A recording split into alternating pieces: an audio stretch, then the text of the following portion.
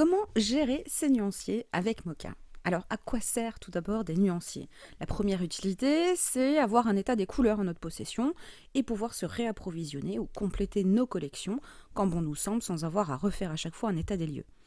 La deuxième, pouvoir choisir quelles couleurs utiliser dans nos projets sans avoir à les tester au préalable. Et avec Mocha, vous allez pouvoir les emporter avec vous lorsque vous vous déplacez en salon, par exemple, ou dans un magasin. Ça vous permettra d'avoir en permanence vos couleurs avec vous et acheter alors sans risquer des doublons pour compléter ces collections. On va donc voir dans cette vidéo comment les réaliser. On va donc construire deux nuanciers pour deux marques d'encre bien connues. Alors prenez une simple feuille A5 ou une A4 pliée en deux ou un format A5 plié en deux. Adaptez vraiment le format en fonction de la diversité de la gamme de couleurs. On va reproduire donc les deux fiches A5 en marquant le milieu de notre feuille A4 dans un premier temps. À l'aide des règles Cut-A-Line, on va construire nos deux nuanciers en même temps. Vous aurez également besoin d'un feutre, alors vous pouvez bien sûr tester sur une chute de papier si votre feutre ne bave pas parmi tous ceux que vous avez, faire des tests avant de vous lancer ou utiliser un crayon si vous n'êtes pas à l'aise. Comment utiliser les règles Cut-A-Line? Nous avons déjà réalisé des vidéos sur le sujet autour de la méthode Mocha sur la page dédiée à la méthode sur notre site. On vous invite donc à les regarder si vous souhaitez avoir plus d'informations sur le sujet.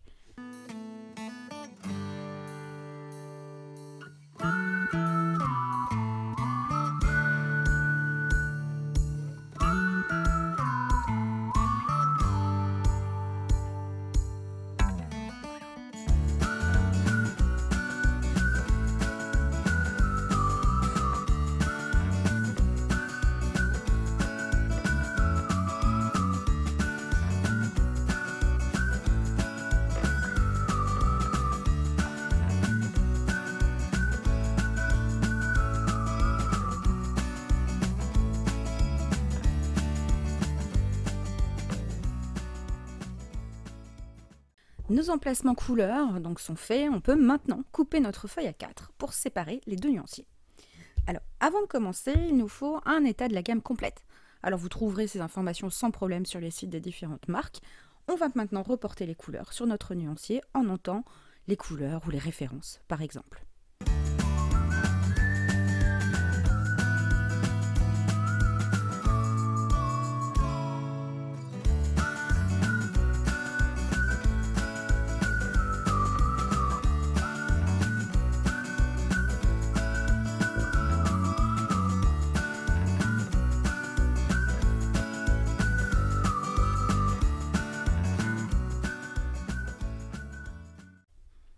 Pour faire nos empreintes avec nos couleurs, on va chercher un tampon qui convient à nos cases en cherchant dans nos fiches Mocha.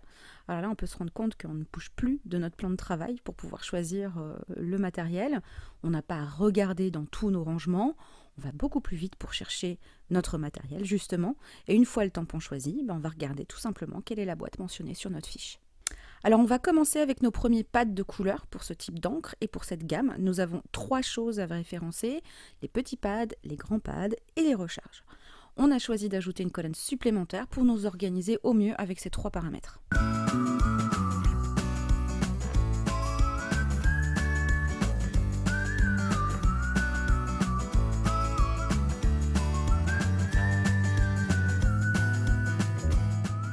Alors c'est parti, on va maintenant remplir notre nuancier en commençant par les grands pads, puis avec les petits pads.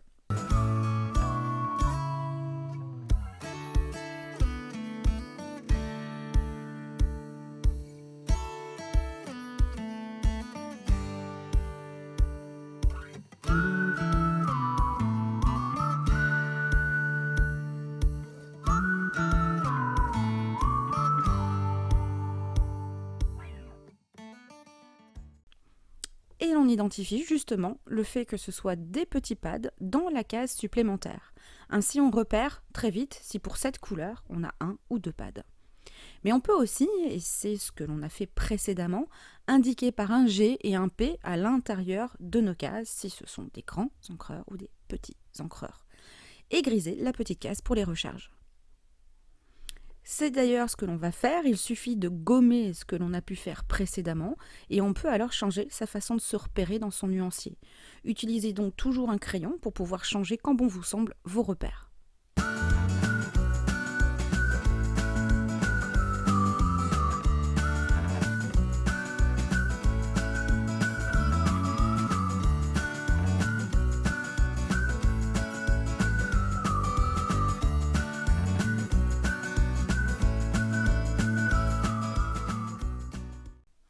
Il est très simple de rajouter de nouvelles couleurs dans notre nuancier.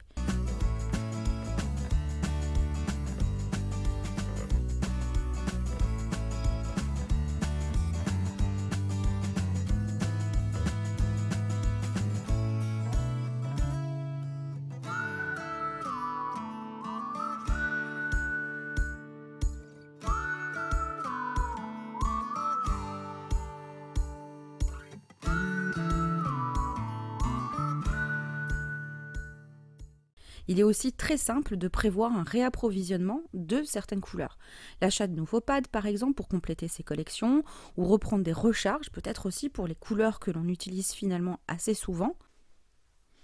On va donc prendre dans notre organiseur Mocha nos pense-bêtes. On vous les avait déjà montrés dans les premières vidéos Mocha. Ce sont des petits pense-bêtes où l'on mentionne tout ce que l'on doit penser à reprendre dans les jours ou semaines à venir dans nos affaires. Des encres, des recharges, des collections de papier même, ou des tampons. Notez des idées de réalisation, l'endroit où vous avez vu une technique à utiliser, pensez à faire ceci ou cela, tout est rassemblé au même endroit.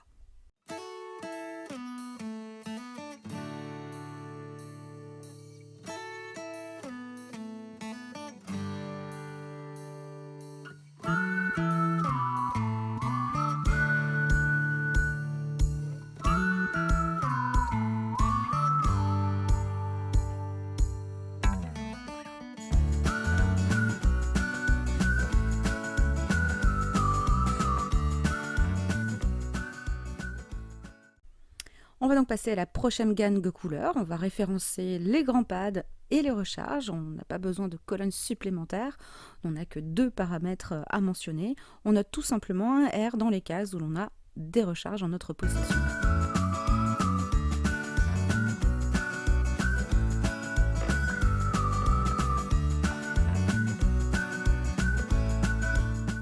Important également dans vos nuanciers, comme pour votre mémo-rangement d'ailleurs, de laisser un petit peu de place au cas où les gammes de couleurs s'étofferaient.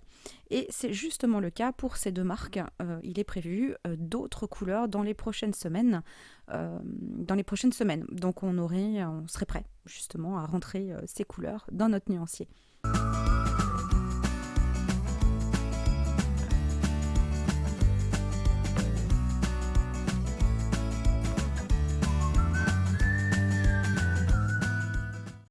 Tout est donc rassemblé dans votre organiseur A5, vos nuanciers, vos pense-bêtes.